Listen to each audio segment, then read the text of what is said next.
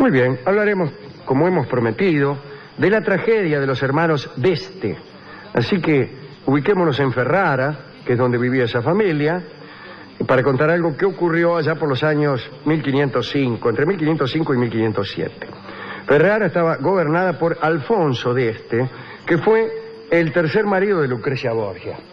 El primero era un Sforza, justamente, de Milán, Giovanni Sforza. El segundo, otro Alfonso, que era el rey Alfonso de Nápoles. Y el tercero, Alfonso d'Este, justamente. Alfonso tenía dos hermanos. Tenía más hermanos, pero entre esos hermanos había dos. Julio e Hipólito. Ahora bien, estos dos hermanos estaban enamorados de la misma mina, que se llamaba Angela Borgia, que era una prima de Lucrecia, que vivía en la corte de Ferrara. Bueno, Angela era hermosa, y la crónica dice que era caprichosa y un poco cruel con sus enamorados, así que debe haber sido hermosa nomás. Parece que había hecho perder la cabeza a muchos hombres. Sin embargo, parecía que ella prefería a Julio d'Este. Y el otro hermano, Hipólito, estaba un poco celoso. Lo atormentaba la idea de que Ángela optara con mayor frecuencia por su hermano Julio, para encontrarse, para tomar helados, etc. Es decir, lo mismo dicho antes, estaba celoso. En eso consiste estar celoso, en atormentarse con la idea de que la mujer amada opte por otro. Bien. Un día, con Hipólito presente y sin importarle demasiado, Angelita se atrevió a comentar la hermosura de Julio. Por ejemplo, habrá dicho, Julio está para darle, sí, o algo así. Y imagínate, los celos de Hipólito se volvieron ingobernables. El 1 de noviembre de 1506, Hipólito, seguido por una hueste de esbirros, encontró a su hermano ahí por la calle y ordenó a los suyos que lo desfiguraran y le sacaran los ojos. Le dijo, desfigúrelo y sáquele en los ojos. Bueno, Julio apenas si pudo defenderse, calculó usted, pero de todos modos esta defensa le permitió salvar cuanto menos un ojo. Su rostro quedó bastante perjudicado. Hipólito y sus atacantes huyeron por un tiempito a la frontera que, como hemos dicho, estaba siempre cerca. Al enterarse de este ataque, el duque, Alfonso d'Este, el mayor de los hermanos, y el que ostentaba el título de duque, bueno, se enteró, pero dio la casualidad que él sentía una gran debilidad, un gran afecto por el atacante, justamente por Hipólito. Entonces se negó a perseguirlo y no puso mucho entusiasmo en castigarlo. Se limitó a lamentar mucho el episodio, no ordenó ninguna otra medida. Entonces Hipólito volvió a Ferrara, lo más campante, un mes más tarde, y nadie lo molestó. El duque dispuso incluso que los dos hermanos se reconciliaran. Lo llamó a Hipólito y en su presencia lo instó a pedir perdón a Julio. Hipólito se disculpó y Julio aceptó esta disculpa, pero en realidad Julio no había olvidado la afrenta. No era una afrenta, le habían sacado un ojo, ¿qué afrenta? Y estaba preparando su venganza. No solo había quedado desfigurado y humillado, sino que a consecuencia de este escándalo, mire lo que son las cosas, Julio había perdido a su amante Ángela para siempre. Bueno, me imagino, la mina cuando lo vio, que le habían desfigurado el escracho y que tenía un ojo menos, habrá dicho, ya no es tan hermoso Julio. Y no fue así. O no solo fue así. Aterrada por estos sucesos, Ángela piantó. Se casó con el señor de Sassuolo, un tal Alejandro Pío, y se fue a vivir a Módena. Está muy bien, ¿cómo te vas a meter en una familia de esa que en cualquier momento elegís a uno y te lo estropean? Bien. Entonces Julio, más todavía, alentó su deseo de venganza contra Hipólito. Y empezó a hacer planes. Hipólito tenía enemigos dentro y fuera de la corte, y por eso se cuidaba mucho, ¿no? Tomaba muchas precauciones. Y además, como era tan poderoso, por ahí no era tan fácil encontrar cómplices para oponérsele, para matarlo. Pero Julio los encontró. Se unieron a su causa, ¿no?, a su plan. El conde Boschetti, primero. Después, un ayudante del duque Alfonso, que era cantante, y se llamaba Jean. Además, un cuarto hermano de este, que se llamaba Ferrante, también. Y dijeron, bueno, vamos a matarlo. Los conjurados decidieron que no bastaba con darle muerte a Hipólito, sino que también había que matar al duque Alfonso, que, bueno, había ofendido a Julio por no castigar a que le había sacado el ojo. Así que, bueno, dijeron, lo vamos a matar a los dos. Por ahí un día tuvieron una oportunidad, ¿no? Mejor dicho, Jean, el cantante, tuvo una oportunidad. Parece que durante una orgía, ¿no?, que es el momento en que uno tiende al descuido, entre que uno por ahí está pensando en otra cosa. Bueno, el duque Alfonso se dejó atar por Jean el poeta, el cantante, ¿no?, en un lecho, en el lecho de una cortesana, no entremos en detalle. Lo ataron en una orgía. Sí. Muchas veces te atan en una orgía, qué sé yo. Entonces Jean pensó que qué oportunidad para matarlo. Pero Julio le había dicho que debían recurrir a un medio más discreto, que era el veneno. Este perfeccionismo resultó, sin embargo, fatal para los conjurados, porque parece que alguien, ellos lo comentaron, vio cómo son estas cosas, alguien le fue a batir al duque Alfonso y los preparativos fueron revelados. Así que los que estaban en la conjura, cuando se enteraron de que los otros se habían enterado, salieron rajando. Pero no todos lograron ponerse a salvo. Julio se fue a Mantova. Jean, el cantante, llegó a Roma, mientras que Boschetti y el ayudante fueron capturados. En cuanto a Ferrante, el hermano menor de los de este, fue el único que no se movió de Ferrara.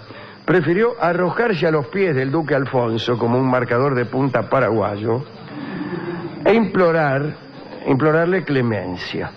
Pero Alfonso no solo se la negó, me refiero a la clemencia, sino que justo tenía en la mano un estoque y también le arrancó un ojo a Ferrante.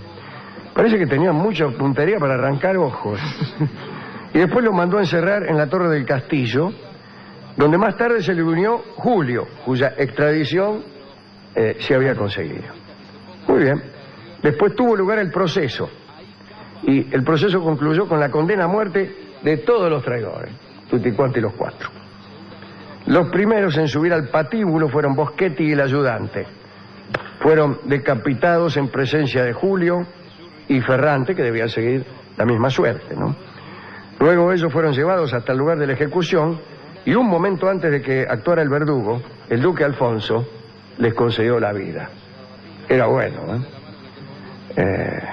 Y recibieron la pena de reclusión perpetua, encerrados en 2 calabozos del castillo. Y los hermanitos Julio y Ferrante de este quedaron allí durante 2 generaciones de reinado de los duques de este. El tuerto Ferrante murió en su encierro, en la celda, en 1540, a los 63 años, después de 43 de reclusión. El tuerto Julio salió en libertad, pero después de 53 años de encierro, cuando tenía 72. Salió un poco amargado, porque Alfonso e Hipólito de este ya se habían muerto, y no había manera de vengarse de ellos. Así que al final se murió también, en 1561, a la edad de 83 años. Esta fue la historia de los hermanos de este que está acá atrás. Alfonso de este, que era el duque en ejercicio, el que mandaba en Ferrara, tenía una obsesión por los cañones. Y estaba fabricando, durante largos años, un cañón que pretendía ser el más grande que se hubiera construido jamás. Un cañonazo estaba fabricando. Y se pasaba todo el tiempo vigilando cómo hacían el molde de aquel cañón para después hacer el vaciado. Siempre pasaba algo, porque no es fácil eso, ¿eh? No era tan fácil con la tecnología de entonces volcar en moldes de yeso o de lo que fuera cosas tales como un cañón, que así se hacía las estatuas de bronce, ¿no es cierto? Leonardo da Vinci, por ejemplo, hizo un caballo de bronce para los Sforza, para los de Milán, también con ese procedimiento.